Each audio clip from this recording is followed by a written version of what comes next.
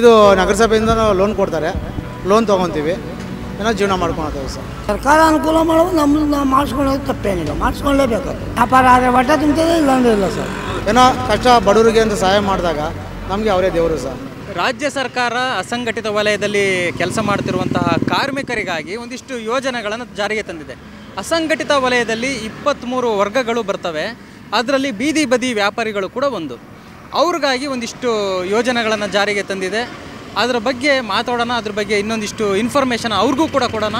ನಮ್ಮ ಜೊತೆಗೆ ಒಬ್ಬ ಬೀದಿ ಬದಿ ವ್ಯಾಪಾರಿ ಇದ್ದಾರೆ, ಅವ್ರ ಜೊತೆ ಮಾತಾಡ್ತಾ ಹೋಗೋಣ. ಸರ್ ನಮಸ್ತೆ ಸರ್. ನಮಸ್ಕಾರ, ನನ್ನ ಹೆಸರು ನಾರಾಯಣ ಅಂತ.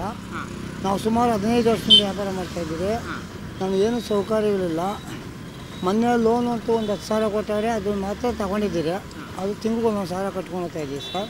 ಇನ್ನೇನು ಸೌಕರ್ಯಗಳೇನು ಮಾಡಿಲ್ಲ ಇವಾಗ ಸರ್. ಈಗ ನೀವು 15 ವರ್ಷದಿಂದ ಇಲ್ಲಿ ವ್ಯಾಪಾರ ಕೆಲಸ ಮಾಡ್ತಾ ಇದ್ದೀನಿ ಅಂತಂತಿದ್ದೀರಾ. ನಿಮಗೆ ಇದುವರೆಗೂ ಗೌರ್ಮೆಂಟಿಂದ ಏನಾದರೂ ಒಂದಿಷ್ಟು ಬೆನಿಫಿಟ್ ಅಂತ ಸಿಕ್ಕಿತ್ತಾ? ಇಲ್ಲ ಸರ್, ಅದೇ 10 ಸಾವಿರ ಲೋನ್ ಕೊಟ್ಟಿದ್ದಾರೆ ಅಷ್ಟೇ.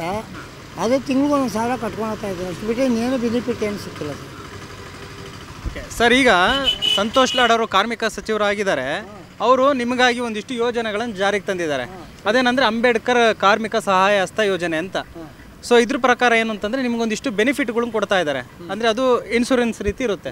ಅಂದರೆ ನೀವೇನು ಮಾಡಬೇಕು, ಈ ಒಂದು ಕಾರ್ಮಿಕ ಭವನಕ್ಕೆ ಹೋಗಿ ನಾವು ಬೀದಿ ಬದಿ ವ್ಯಾಪಾರಿ ಅಂತ ಹೇಳ್ಬಿಟ್ಟು ಒಂದು ಸ್ಮಾರ್ಟ್ ಕಾರ್ಡ್ ಮಾಡಿಸ್ಕೋಬೇಕು. ಸ್ಮಾರ್ಟ್ ಕಾರ್ಡ್ ಮಾಡಿಸ್ಕೊಂಡಾದ್ಮೇಲೆ ನಿಮಗೆ ಒಂದು ಬೆನಿಫಿಟ್ ಸಿಗುತ್ತೆ. ಏನು ಅಂತಂದರೆ ಒಂದು 3 ರೀತಿ ಇರುತ್ತೆ. ಒಂದು ವೇಳೆ ನೀವು ಬೀದಿ ಬದಿ ವ್ಯಾಪಾರಿ ಆಗಿದ್ದೀರಿ, ಏನೋ ಅಚಾನಕ್ಕಾಗಿ ಡೆತ್ ಆಗ್ಬೋದು, ಸಾವು ಬರ್ಬೋದು. ಸೊ ಅಂಥ ಟೈಮಲ್ಲಿ ನಿಮ್ಮ ಕುಟುಂಬಕ್ಕೆ 1 ಲಕ್ಷ ಸಹಾಯಧನ ಕೊಡ್ತಾರೆ. ಒಂದು ವೇಳೆ ಅಪಘಾತದಲ್ಲಿ ಏನಾದರೂ ಕೈ ಕಾಲು ಮುರ್ಕೊಳೋ ಥರ ಏನೋ ಒಂದಿಷ್ಟು ಗಾಯಗಳಾದವು, ಅಂಥ ಟೈಮಲ್ಲಿ 1 ಲಕ್ಷ ನಿಮಗೆ ವೆಚ್ಚ ಅಂತೇಳಿ ಕೊಡ್ತಾರೆ ಒಂದಿಷ್ಟು. ಹಾಂ, ಇದರ ಜೊತೆಗೆ ಒಂದಿಷ್ಟು ಆಸ್ಪತ್ರೆ ವೆಚ್ಚ ಅಂತ, ಆಸ್ಪತ್ರೆ ಟ್ರೀಟ್ಮೆಂಟ್ ಏನು ಆಗಿರುತ್ತೆ ಅದಕ್ಕೋಸ್ಕರ ಒಂದಿಷ್ಟು 50,000 ರೂಪಾಯಿ ಕೊಡ್ತಾರೆ.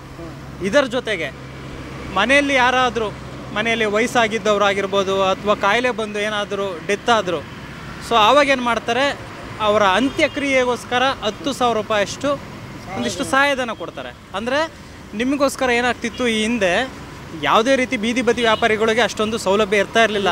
ನೀವು ನಿಮ್ಮ ವ್ಯಾಪಾರ ಮಾಡಬೇಕು, ಅವತ್ತಿನ ಬಿಸ್ನೆಸ್ ಆದರೆ ಬಿಸ್ನೆಸ್ಸು, ನಿಮಗೆ ಅಂತ ಒಂದು ಸೇವಿಂಗ್ಸು ಅನ್ನೋದು ಇರ್ತಾ ಇರಲಿಲ್ಲ. ಸೇವಿಂಗ್ಸೇ ಇಲ್ಲ ಅಂತ. ಹೌದು, ಮಾಡ್ಕೊಬೇಕು. ಅವತ್ತು ಹೊಟ್ಟೆ ತುಂಬೋದು, ಇಲ್ಲಾಂದ್ರೆ ಇಲ್ಲ. ವ್ಯಾಪಾರ ಆದರೆ ಹೊಟ್ಟೆ ತುಂಬ್ತದೆ, ಇಲ್ಲಾಂದ್ರೆ ಇಲ್ಲ ಸರ್. ಅಷ್ಟೇ. ಅಂದರೆ ನೀವು ಇವತ್ತು ವ್ಯಾಪಾರ ಮಾಡಿದ್ರೆ ಇವತ್ತಿನ ಹೊಟ್ಟೆ ತುಂಬುತ್ತೆ, ಇಲ್ಲ ಅಂದರೆ ಇಲ್ಲ. ಸೊ ಈಗೇನು ಮಾಡಿದ್ದಾರೆ, ಅಟ್ಲೀಸ್ಟು ನಿಮಗೆ ಏನಾದರೂ ತೊಂದರೆ ಆಯಿತು ಅಂದರೆ ನಿಮ್ಮ ಮನೆಯವರು ಕೂಡ ತೊಂದರೆ ಅನುಭವಿಸ್ಬಾರ್ದಲ್ವಾ. ಈ ಕಾರಣಕ್ಕೋಸ್ಕರ ಒಂದಿಷ್ಟು ಯೋಜನೆಗಳನ್ನು ಜಾರಿಗೆ ತಂದಿದ್ದಾರೆ.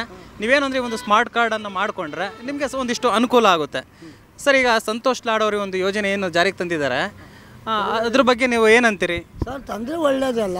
ಸ್ಮಾರ್ಟ್ ಯೋಜನೆ ಅಂತ ನೀವು ಹೇಳ್ತಾ ಇದ್ದೀರಾ, ಎಲ್ಲ ಅನುಕೂಲಗಳಾಗುತ್ತೆ. ಸರ್ಕಾರ ಅನುಕೂಲ ಮಾಡೋದು ನಮ್ಮದು ನಾವು ಮಾಡಿಸ್ಕೊಳ್ಳೋದು ತಪ್ಪೇನಿಲ್ಲ, ಮಾಡಿಸ್ಕೊಳ್ಳೇಬೇಕಾಗ್ತದೆ. Okay sir. ಸರ್, ಈಗ ಅದೇ ಉಚಿತವಾಗಿ ನಿಮಗೊಂದು ಯೋಜನೆ ಸಿಗ್ತಾ ಇದೆ, ನೀವು ಮಾಡಿಸ್ಕೊಂತೀರಾ? ಮತ್ತು ನಿಮ್ಮ ಸ್ನೇಹಿತರಿಗೂ ಇದೊಂದೆಲ್ಲ ತಿಳಿಸ್ಕೊಡ್ತೀರಾ? ತಿಳಿಸ್ತೀರಿ ಸರ್, ಅವರೆಲ್ಲ ಹೇಳ್ತೀವಿ ಸರ್. ಅದಕ್ಕೇನೇನು ಬೇಕು ದಾಖಲಾತಿಗಳು ನೀವು ಹೇಳಬೇಕಲ್ಲ ಸರ್.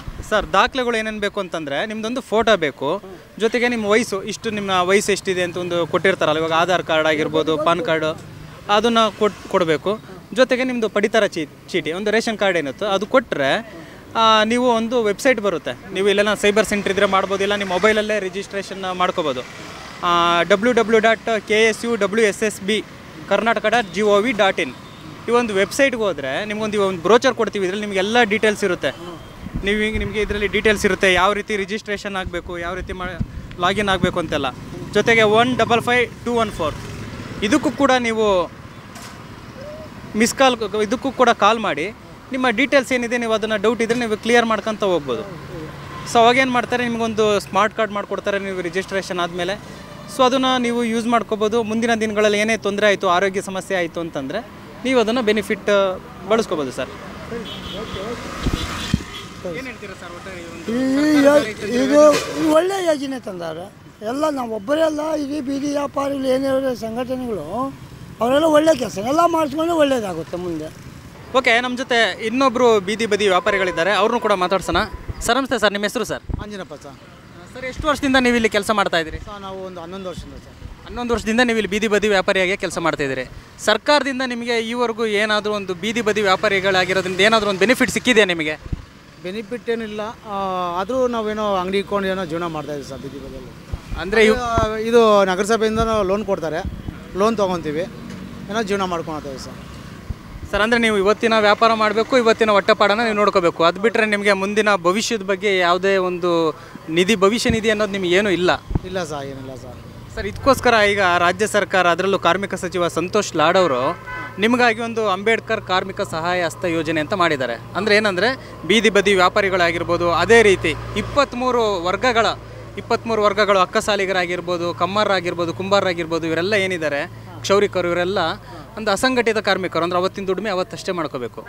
ಸೊ ಅಂಥವ್ರಿಗೋಸ್ಕರ ಅವ್ರಿಗೆ ಒಳಿತಾಗಲಿ, ಅಟ್ಲೀಸ್ಟ್ ಅವ್ರಿಗೇನಾದರೂ ಹೆಚ್ಚು ಕಮ್ಮಿ ಆಯಿತು ಅಂದರೂ ಅವ್ರ ಕುಟುಂಬದವ್ರಿಗೆ ಹೆಲ್ಪ್ ಆಗಲಿ ಅನ್ನೋ ಒಂದು ಉದ್ದೇಶಕ್ಕೋಸ್ಕರ ಒಂದಿಷ್ಟು ಯೋಜನೆ ತಂದಿದ್ದಾರೆ. ಅದ್ರ ಪ್ರಕಾರ ಏನಂತಂದರೆ ನೀವು ಈ ಒಂದು ಸ್ಮಾರ್ಟ್ ಕಾರ್ಡ್ ಮಾಡಿಸ್ಕೋಬೇಕಾಗುತ್ತೆ. ಕಾರ್ಮಿಕ ಇಲಾಖೆಗೆ ಹೋಗಿ ಸರ್ಕಾರದವರೇ ಒಂದು ಕಾರ್ಮಿಕ ಇಲಾಖೆ ಏನಿದೆ ಅಲ್ಲಿ ಉಚಿತವಾಗಿ ನಿಮಗೊಂದು ಲಾಗಿನ್ ಮಾಡ್ತಾರೆ, ನಿಮ್ಮ ಹೆಸ್ರಿಗೊಂದು ಸ್ಮಾರ್ಟ್ ಕಾರ್ಡ್ ಮಾಡಿಕೊಡ್ತಾರೆ. ಸೊ ಅದ್ರ ಮುಖಾಂತರ ನೀವು ಅದನ್ನು ಇಟ್ಕೊಂಡಿರಬೇಕು. ಒಂದು ವೇಳೆ ಆರೋಗ್ಯ ಬೆನಿಫಿಟ್ ಸಿಗುತ್ತೆ. ಯಾವ ರೀತಿ? ಒಂದು ವೇಳೆ ಏನಾದರೂ ಡೆತ್ ಆದರೆ ಆ ವ್ಯಕ್ತಿ 1 ಲಕ್ಷ ತಮ್ಮ ಕುಟುಂಬಕ್ಕೆ ಪರಿಹಾರವಾಗಿ ಕೊಡ್ತಾರೆ. ಒಂದು ವೇಳೆ ಏನಾದರೂ ಗಂಭೀರವಾಗಿ ಗಾಯಗೊಂಡ್ರೆ 1 ಲಕ್ಷ ಪರಿಹಾರ ಕೊಡ್ತಾರೆ. ಮತ್ತು ಆಸ್ಪತ್ರೆ ಚಿಕಿತ್ಸಾ ವೆಚ್ಚ ಅಂತೇಳ್ಬಿಟ್ಟು 50,000 ರೂಪಾಯಿ ಕೊಡ್ತಾರೆ. ಏನು ಅಂದರೆ ಬದುಕಿರ್ತಾರೆ, ಏನು ಸ್ವಲ್ಪ ಹೆಚ್ಚು ಕಮ್ಮಿ ಆಗಿರುತ್ತೆ ಅಂದರೆ ಟ್ರೀಟ್ಮೆಂಟ್ಗೋಸ್ಕರ 50,000 ಕೊಡ್ತಾರೆ. ಮನೇಲಿ ಯಾರಾದರೂ ಹಿರಿಯರು ಅಥವಾ ಕಾಯಿಲೆ ಬಂದವರು ಡೆತ್ ಆದರೆ ಅಂತ್ಯ ಸಂಸ್ಕಾರಕ್ಕೆ ಅಂತೇಳ್ಬಿಟ್ಟು 10,000 ರೂಪಾಯಿ ಪರಿಹಾರಧನವಾಗಿ ಕೊಡ್ತಾರೆ. ಸೊ ಇದೆಲ್ಲ ಏನು ಅಂದರೆ ನಿಮ್ಮ ಭವಿಷ್ಯದ ನಿಧಿಗಾಗಿ, ಅಥವಾ ನಿಮಗೆ ಏನು ಮುಂದೆ ಕಷ್ಟ ಆಗಬಾರ್ದು, ನೀವಿಲ್ಲ ಅಂದರೂ ನಿಮ್ಮ ಮನೆಯವರಿಗೆ ಕಷ್ಟ ಆಗಬಾರ್ದು. ಯಾಕೆಂದರೆ ನಿಮ್ಮದೆಲ್ಲ ನಿಶ್ಚಿತತೆ ಅಲ್ಲ, ಯಾವಾಗ ವ್ಯಾಪಾರ ಆಗ್ಬೋದು. ಇವಾಗ ನೋಡಿ, ಕೊರೋನಾ ಟೈಮಲ್ಲಿ ವ್ಯಾಪಾರಗಳೇ ನಿಮಗೆಲ್ಲ ಆಗ್ತಾ ಇರಲಿಲ್ಲ. ಸೊ ಅಂಥ ಟೈಮಲ್ಲಿ ಏನಾದರೂ ಆದರೆ ನಿಮ್ಗೆ ತೊಂದರೆ ಆಗಬಾರ್ದು ಅಂತ ಸಂತೋಷ್ ಲಾಡ್ ಅವರು ಈ ಒಂದು ಸಹಾಯಧನವನ್ನು ಕೊಡುವಂಥ ಒಂದು ಯೋಜನೆ ಮಾಡ್ಕೊಂಡು ತಂದಿದ್ದಾರೆ. ಸರ್ ಇದ್ರ ಬಗ್ಗೆ ಏನು ಹೇಳ್ತೀರಿ? ನೀವು ಒಂದು ಯೋಜನೆ ಒಳ್ಳೆಯದು ಸರ್, ಎಲ್ಲರೂ ಒಳ್ಳೆಯದೇ ಸರ್, ಅದು ಒಳ್ಳೆ ಕೆಲಸ ಸರ್. ಅದು ಏನೋ ಕಷ್ಟ ಬಡವರಿಗೆ ಅಂತ ಸಹಾಯ ಮಾಡಿದಾಗ ನಮಗೆ ಅವರೇ ದೇವರು ಸರ್. ನಮಗೆ ಒಳ್ಳೆ ಕೆಲಸ ಮಾಡಿದ್ರೆ ಅವರೇ ನಮ್ಗೆ ದೇವರು ಸರ್. ನೀವು ಕೂಡ ಈ ಒಂದು ಸ್ಮಾರ್ಟ್ ಕಾರ್ಡ್ ಮಾಡಿಸ್ಕೊಂಡು ಈ ಒಂದು ಯೋಜನೆಯನ್ನು ಫಲಾನುಭವಿ ಆಗ್ತೀರಾ? ಕೊಟ್ಟರೆ ಮಾಡಿಸ್ಕೊತೀನಿ ಸರ್.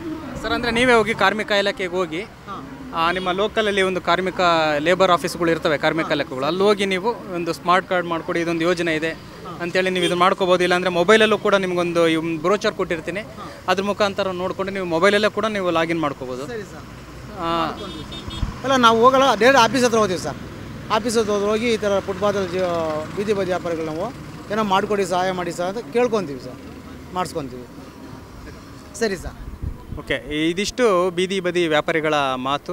ಓಕೆ, ಈ ಒಂದು ಯೋಜನೆಯಿಂದ ನಮಗಷ್ಟು ಸಾಕಷ್ಟು ಲಾಭ ಆಗುತ್ತೆ, ನಮಗೂ ಲಾಭ ಆಗೋದಾದ್ರೆ ನಾವು ಯಾಕೆ ಮಾಡಿಸ್ಬಾರ್ದು, ಮಾಡಿಸ್ತೀವಿ ಅಂತ ಅವ್ರು ಹೇಳ್ತಾ ಇದ್ದಾರೆ. ಅವ್ರಿಗೆ ಈ ಒಂದು ಯೋಜನೆಯಿಂದ ಒಳ್ಳೆಯದಾಗಲಿ ಅಂತ ನಾವು ಕೇಳ್ಕೊತೀವಿ.